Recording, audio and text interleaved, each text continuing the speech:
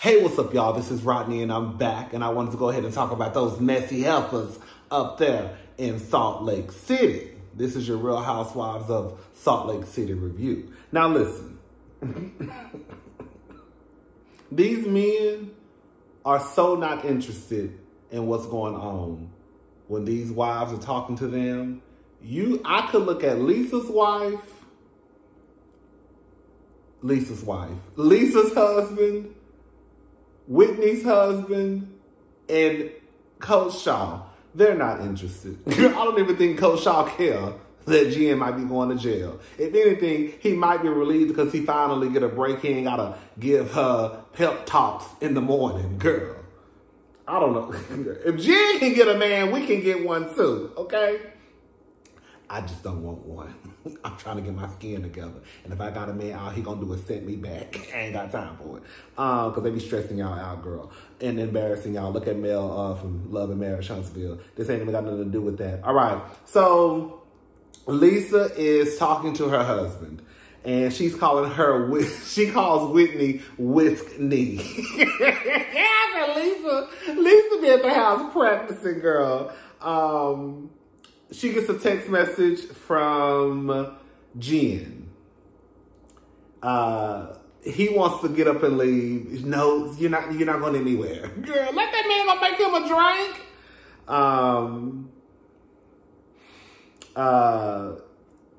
What's her name? Not Whitney. Heather gets a phone call from Jen. What I tell you? Jen, why? Girl, when Heather picked up that phone, Jen was like, "Hey Heather, it's Jen. How are the kids doing?" I said, "Girl, are you still in jail, girl? Did somebody give you a flip phone?" Because it sounded like the way Jen was whispering on that phone. Girl, Jen, baby, the girls already know you whispering like, girl, you in jail and you don't want the people to know you got a cell phone. You whispering, girl, like you in the other room, girl, and the cops. I don't know, girl. When I tell you Jen was whispering on that phone like the girls was going to find out that she was on the phone, when I tell you I was screaming, child. She wants to meet up with Heather like in an hour or so. And so Heather says, of course. Whitney also was talking to her husband, and she made a comment about Mary being a man of God. Girl. I mean, not Mary. I keep getting these people's genders mixed up. Mary being a woman of God. I said, y'all gonna stop thinking just because people are women, woman of God, a man of God, don't mean you'll get cursed out or get told. And quiet as it's kept, Mary ain't never even cursed y'all out the way that some of y'all should have got cursed out. I'm gonna get into Whitney's tale in a little bit, okay? Anyways, so Jen texts Lisa, and have I been saying Mary? Have I been saying Mary? I hope I haven't said the wrong name. Anyways, Jen texts Lisa, and she wants to meet up with her for lunch. Her husband tells her that would be a great idea. So her husband tells her that he thinks that would be a great idea. Lisa basically starts to talk about, basically the things that Jen has going on legally, it has nothing to do with her. Girl, I said, well, girl, I can't tell. Because the way that you was hopping on line, girl, you called how many lawyers? 6 or 7? Right? So I can't tell that it ain't got nothing to do with you. Now, I'm not mad at anyone for wanting to make sure that they're okay. But I think that Lisa's initial reaction to me was very suspect. Like, girl, you haven't even let it soak in what just happened to your friend. Girl, your first or probably your second thought was, girl, let me call my lawyers.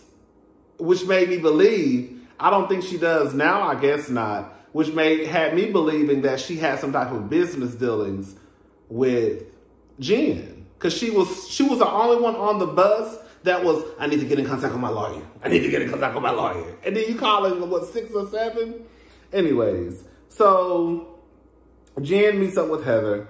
Jen is basically sniffing crying with no tears coming out of her face in the confessional, even at the lunch when she was talking to Heather about what happened. Girl, I didn't see, all I heard was a whole bunch of sniffling. Girl, what a tear is that, girl? Anyways,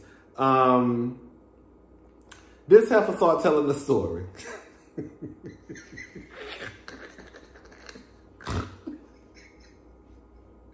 Jen said she thought she was kidnapped, baby. Kim said she thought, Jen said that she thought the girls had snatched her up and was about to send her across the waters, girl. Jen said she thought she was kidnapped, baby. Jen said the people stopped her. Then they told her she was arrested, and she didn't think about calling a lawyer because she know she hadn't done anything wrong. She did tell the story. Now, let me say this in all seriousness.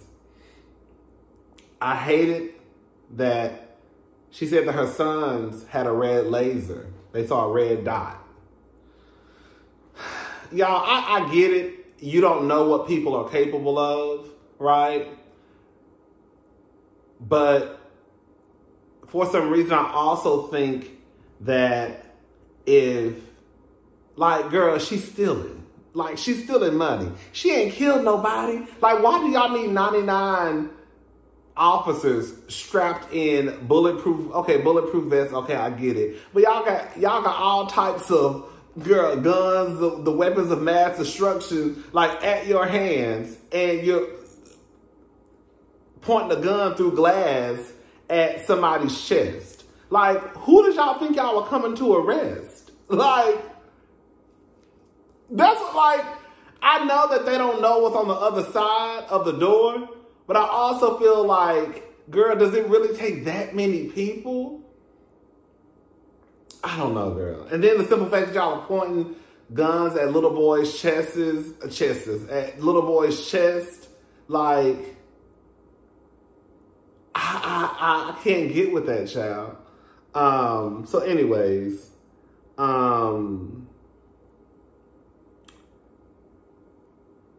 sorry. She says the government can do what they want with no proof. I mean, yeah. I mean, we know that the system is not meant for me or you, right? Or your mama or your cousin too. But Jen, I think that your situation might be a little bit different, girl. I think these people have been looking at you for a minute, girl, and I don't think you can use that line that the government is out to get you. Because from what I understand, they've been peeping the scene and looking at you for how many years now? What they say, 2016? I don't know. It's been a little minute now, girl. You know what I'm saying? Girl.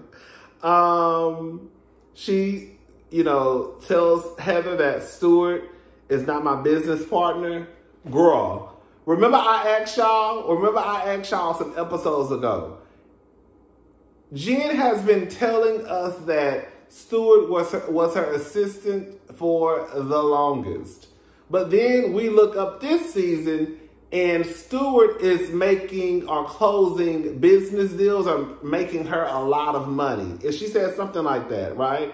And I just could not understand, like, what type of assistant do you have where they're dealing with your businesses? Like, girl, if anything, they might set up a business meeting, right? Hey, Mr. Thomas, you have a meeting today with so-and-so at 3 p.m. Girl, that's the farthest that the assistant gonna go, from what I understand, as it pertains to any type of business dealings. Now, all of a sudden, girl, like, it did sound like Jen was trying to throw Stuart under the bus. But let me just say something to Miss Heather. Y'all know I like Heather. Heather, your slip's starting to show, mama, okay? You got a whole bunch of smoke for Mary. You know damn well Jen Shaw is telling a lie. Or at least you know that the water ain't clean. You didn't even really answer the question from what I can remember when they asked you at the end of the episode, did you believe? I think Jenny asked her, did you believe her? And I think you gave one of those answers of, well, I just hope and pray that she's telling the truth or something like that. So all I'm trying to say is all of that smoke that you wanted to have for All that smoke that you wanted to have for Mary, have it for your sister girl, the one who says you was a racist. Girl, worse than that, girl, she said you look like Shrek, bitch. And you want to sit up here in front of her face and not say nothing. But when you get to the confessional, you say in your confessional that it sounds like she's throwing Stewart under the bus. Well, why didn't you say it to her face? Remember, the other day, everybody was so scared of Mary. Well, it looked like you scared of Jen. I want to know what's the tea with that. Why you got so much smoke for Mary, but bitch, you ain't whispered shit to Jen. Heather starts to tell Jen basically about, Lisa not really fooling with her. Meredith definitely not fooling with her. So Whiskey and Justin.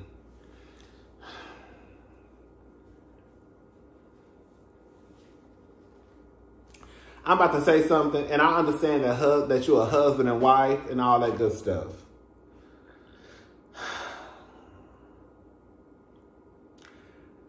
I just, for the life of me, don't understand why. I get it that Justin wants to support his wife. He wants to be a supportive husband, right? He wants to make sure that his wife can live out her dreams, right? I get all of that, but I also think that at some point, girl, we just can't be taking out all of our money, to accommodate this dream of yours. And quiet as it's kept, you don't even probably have a business plan. I'm trying to understand, why did Justin think it was a good idea to agree to go into their savings, and Whitney hasn't presented anything to you that will say, okay, this would be great for our family, or this is a plan that I have. Whitney just asking for money, what it sounds like to me, and Justin just saying, okay, let's just go into the savings and get it. I don't want to say she's asking for money, but, it's their savings. But I just don't think that Justin should have been so, not quick, but I think that he should have had a little bit more information before he agreed, to say, okay, this is what we're going to do. Okay, well, this is what we're going to do. Because as far as I'm concerned, Whitney just taking money and just, I need $20,000. I need $40,000. I need $100,000. And he just like, okay, we'll just go take it out. And it's like, girl, I just don't think that Whitney knows what she's doing. And I think that Whitney probably needs to either hire someone or hire someone better and have a better plan. Because it sounds like y'all are just blowing through the family's savings, and you probably, I don't know, I hope Whitney sees a return on that money, because then she tells Justin that she had basically applied for $1 million loan, and they're going to have to put down $250,000, and he going to have to co-sign. Baby. If that's what marriage is about, then I don't want it. Girl, like, I'm all down for people going for their dreams and shooting for the stars. But in the process, baby, you should have probably thought about that before you started having kids and having a family. I think that we just need to take it day by day, step by step, and we need to have a plan. Like, what is it? Like, we need to have a business plan, right? And maybe instead of you might have to take some steps back, Whitney. Like, I'm not saying don't try and go for your dreams, but I don't know what Whitney is doing. I don't even think Whitney knows what she's doing, quiet as it's kept. Justin damn sure don't know. He just agreeing. And Whitney just taking the money. Because that photo shoot, let me just say something. That person, the producer, asked her how much was the photo shoot. And Whitney said $20,000. I'm trying to understand, how is a photo shoot that's being shot in your home costing $20,000. Girl, y'all don't look like y'all using shit. I saw a few people, right, holding a dog, holding some flowers. How does this cost $20,000, girl? She said, how much did this photo shoot cost? And she said $20,000. So this photo shoot at your house costs $20,000. Bitch, that better been a setup for the real. I'm like, I know you lying with me. I know you lying.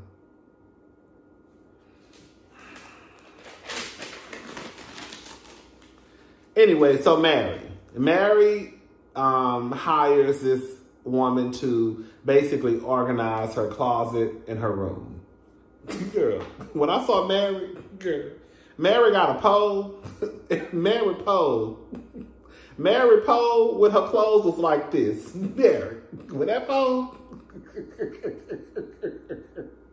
Mary, your pole going like this, baby girl.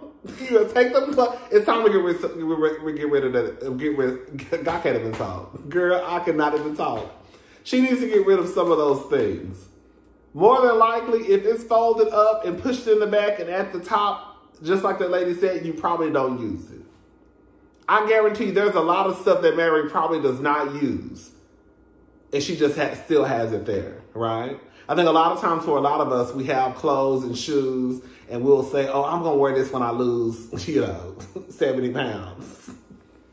When I lose, 20 pounds, 30 pounds, 40, 75 pounds. You know what I'm saying? I'm going to wear this I'm going to wear this again when I get back down to my good weight, right? The nigga, you don't get back down to your good weight and they just be sitting in your closet for 3 years. Yeah. Anyways, so Lisa meets up with Meredith.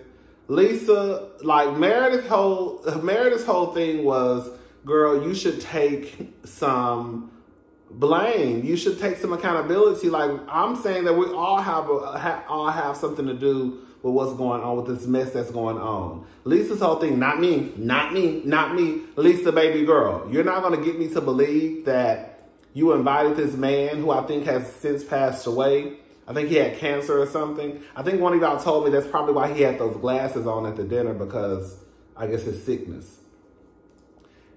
How many people had a mic on? Because I refuse to believe that those 35 people that you invited, they all had a mic on. The people who needed to be mic'd were mic'd. And Bravo mic'd up Cameron for a reason, girl. So you can sit here and try to play this game. You can sit here and try to play this game, right? Girl, but I'm not buying it. Lisa, your hands are not clean. They're probably the dirtiest ones if you really want to know, if you really want to be honest, next to Jen's, okay? But I'm talking about as far as like the mess. Like, your hands are dirty, Jen. You're not innocent. Not Jen, Lisa. Lisa, you're not, your hands are not clean. Anyways, so the next scene, baby.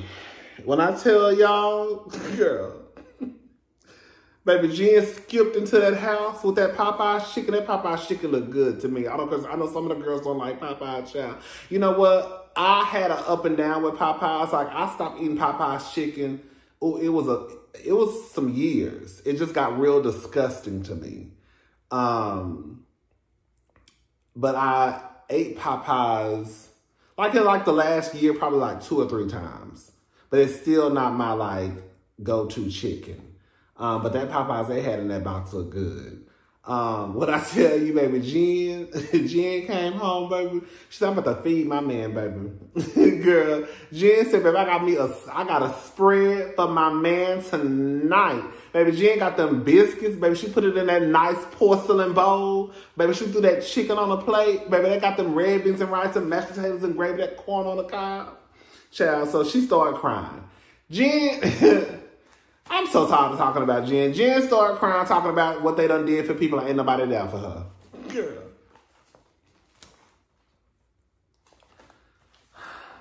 I'm done with Jen. Heather, at the party, the photo shoot. Baby, Miss Heather, girl, Mary already let us know that your ass low-key need to be in AA. Girl, you tossing back bottles and shit. Girl, you said, fuck a glass, give me the bottle. I said, girl, you tossing back the bottle, girl, giving backwash to Whitney when she said, pull me up some. But I guess y'all don't care about something like that. Now let me tell Miss Whitney something. Whitney. Miss Thing, you got some nerve. You got some nerve to try and be as messy as you are and want to call up Angie to get Cameron's number. Girl, where is Angie? Girl, where is Sarah Paulson's sister? Girl, where is that girl? We have not, when I tell you, baby, Angie came and went and quiet as kept. I didn't think about Angie until I saw a post on Twitter like last week. We ain't seen Angie since she pissed off Lisa. You hear me? Angie ain't been around. So anyways, she say Angie gave her Cameron's number and she called Cameron and her and Cameron were on the phone for 3 hours. I'm trying to understand. And I'm having a hard time remembering, girl. I done had me a couple of cocktails tonight. I'm not going to lie, okay? I'm having a hard time remembering what has Mary done to... I know that Mary was like low-key messing with Whitney with the whole like inviting her to the party and wanting her to come dressed up as like a hoe, basically. And then, you know, she was upset because she didn't pick up the phone. But I'm trying to, I guess you can't do something to somebody and tell them how to respond. But my whole thing is this with Whitney. Bitch, if you want to be that girl, and be like, well, bitch, I'm calling Cameron. I'm going to get to the bottom of this and bitch, I got the tea. You can't then turn around and be like, I need y'all to have my back because Mary, she can basically destroy me. No, baby, that's not how it works. If you want to be messy, then girl, be messy. Just like Jenny said, girl, why are you so bothered? Because quiet as kept, you're not even a part of her congregation.